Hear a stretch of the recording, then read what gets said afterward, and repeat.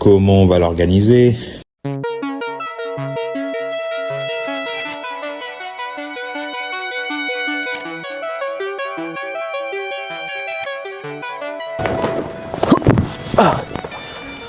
J'ai moins d'un mois pour raviver une salle de boxe abandonnée et pour devenir le manager de la salle avant que mon visa se termine. Ouais, tu penses que c'est un gros défi, moi aussi. Mais si tu t'abonnes, tu peux suivre l'aventure qu'on a construite avec Martin Snow et Fred Julan de Boxing Culture. Allez.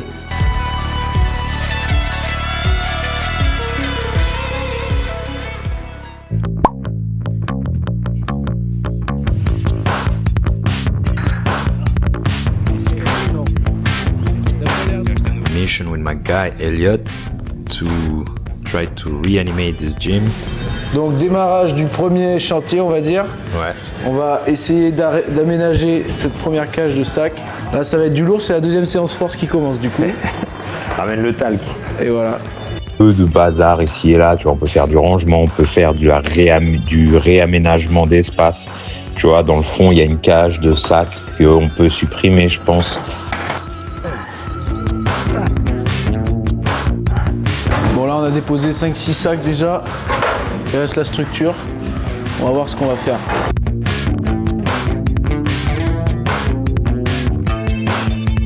Ça avance déjà bien. On a déplacé quelques... Comment on appelle ça? Un vestiaire? Locker. Un locker, ouais. American locker. Et on va aller mettre un de plus dans la salle des ladies. Parce que dans la salle des men's, il n'y a plus de place. C'est problématique là, on ne sait pas quoi faire avec ce casier. Petite pause déj. Apparemment, les délis, c'est excellent. Donc aujourd'hui, je teste le All Day Energy, eggs, bacon, turkey ham, sausage et American cheese. Alors là, c'est bien fat. Mais bon, avec le taf qu'on a fait ce matin, c'est bien mérité quand même.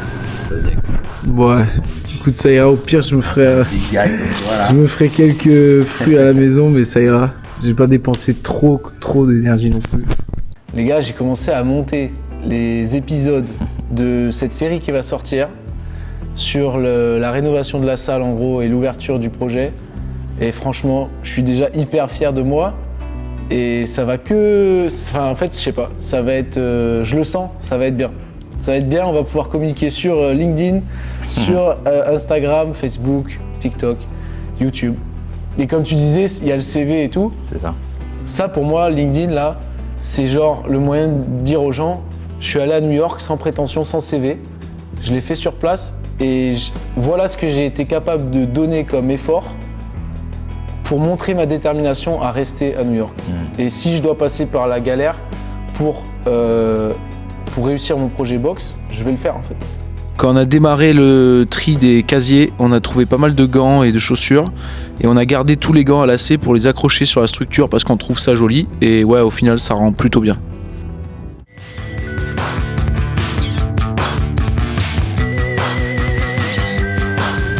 Voilà, on a rangé tous les poids. Là, vous remarquez que je m'amuse à faire des glissades parce que j'essaie d'apprendre à faire des transitions, mais en fait, ça rend pas du tout comme je l'avais imaginé, mais c'est pas grave. Du coup, on a enchaîné sur un gros ménage et on est tombé sur des vis et vraiment, on a galéré. On a passé au moins une demi-heure à les enlever et c'est Fred qui a fini par y arriver. Apparemment, moi, j'ai pas encore assez de force. Alors, on a trouvé beaucoup d'objets et on savait pas trop quoi faire avec. Par exemple, ces trampolines là, nous on sait qu'on va pas s'en servir, donc on les a rangés sous le ring. Alors là, ce que vous voyez, c'est l'état du ring avant qu'on s'en occupe dans l'épisode 4.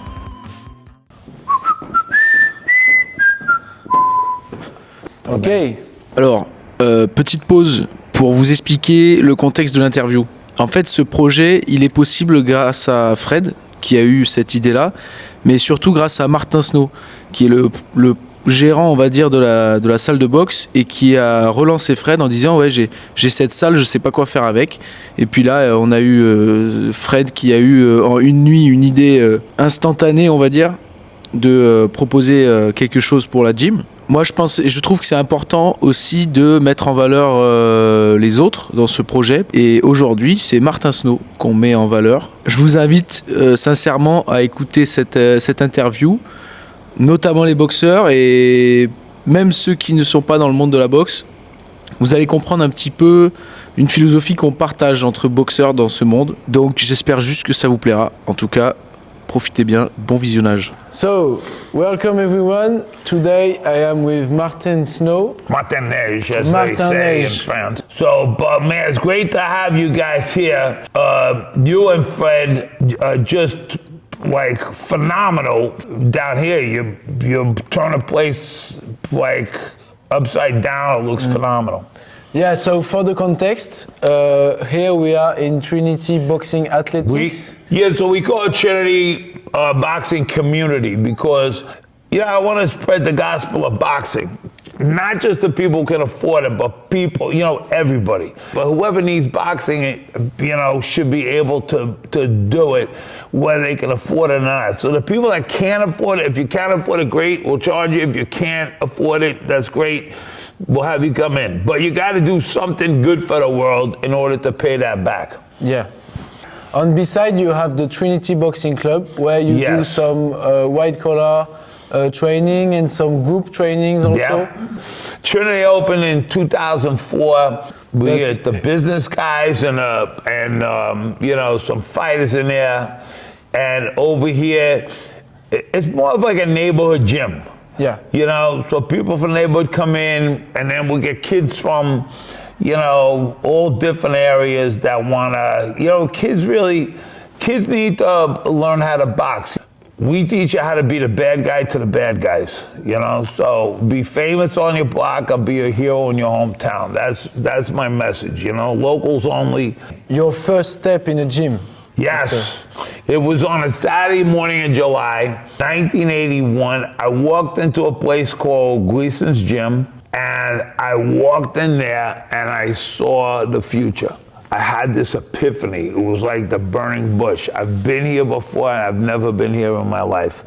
But the first time I felt comfortable in my own skin.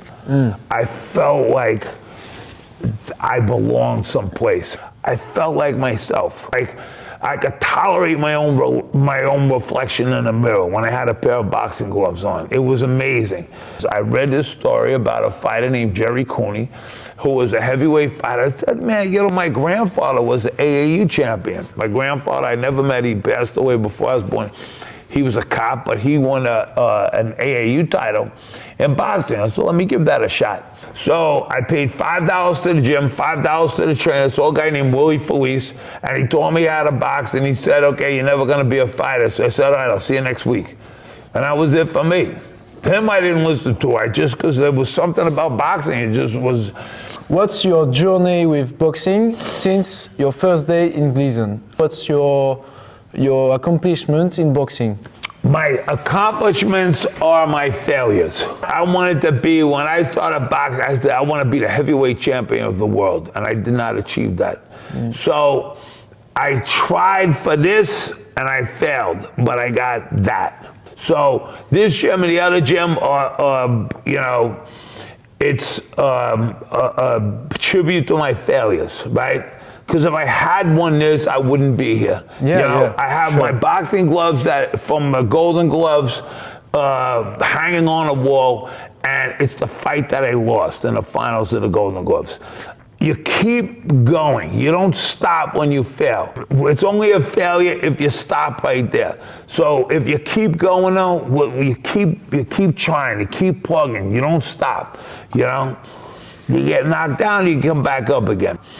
Everyone suffers in life, and you have to be worthy of your suffering. But when you can take that suffering and turn that into success, if you could take whatever problems you have and turn that, what's the one thing every fighter needs? One thing every fighter needs, and you can't do without, an opponent. So if you can take an opponent and turn that into an opportunity, the better your opponent, the better you become. So you see, what's interesting, I've done a first lesson with you last day. Yes. And coming to train into the Trinity Boxing Club with you, it's not only learning boxing, it's also doing lots of philosophy. And I think this is important because philosophy goes with boxing. It's a spirituality of boxing. That's what it comes down to, right? It's not about boxing, it's about what happens to you when you box. That's it. What happens to you? What kind of shift goes on inside of you? It's like you find something, right? There's something that it wakes up that person in you that you always knew you were. It's not about, it's not about discovering yourself. It's about getting all the layers of who you're not, right? And all the bullshit that people accumulate over the years. You can't do, you can't be that, you can't. Fuck off. No, do the opposite. And do the opposite. You have to define why you box. Before coming here, I didn't know, but Fred helps me with that. Yep. And he said, if you want to box, you have to know why. What is your purpose? What is your goal in boxing? Because you need that. You need this information to be strong and to go into the ring and to never fall down and never give up. You need to have a how we say, something that will help you when you're down. Yeah, because listen, I couldn't even look people in the eye and talk to them. Socially, I was frozen. Yeah, you was shy and everything. Oh, more than shy. I had a terrible fear of talking in public, and I couldn't talk to anybody. And I had this thing called obsessive compulsive disorder that was just like wrecking my life. I couldn't deal with it. It was torture. And you see where you are now. I had to. I had no choice. It was, I can't live this way, so how am I going to live?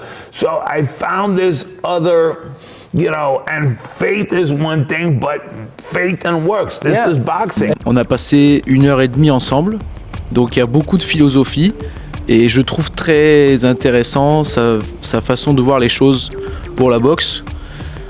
Moi, en tout cas, j'ai pris beaucoup de plaisir à l'écouter, à échanger avec lui. Alors, pour être tout à fait honnête, le jour J, j'ai peut-être compris 80% de ce qu'il a raconté. Mais derrière, en post-prod, j'ai fait traduire la vidéo, j'ai rajouté les sous-titres. Et là, j'ai compris beaucoup de choses que j'avais loupées pendant l'interview. Et du coup, je vous ai gardé 6-7 minutes à peu près de l'interview. Ce qui, pour moi, est le plus intéressant aujourd'hui à vous montrer. Après, j'ai gardé évidemment tout le reste. Et je m'en servirai pour communiquer sur Instagram, pour faire d'autres choses. Du coup, si tu as liké la vidéo, je t'invite à mettre un j'aime, à partager, à commenter pour suivre l'aventure jusqu'à l'ouverture officielle de la gym. Allez, ciao! I think we're gonna put it. Right? So, yes. All right, okay. Attends.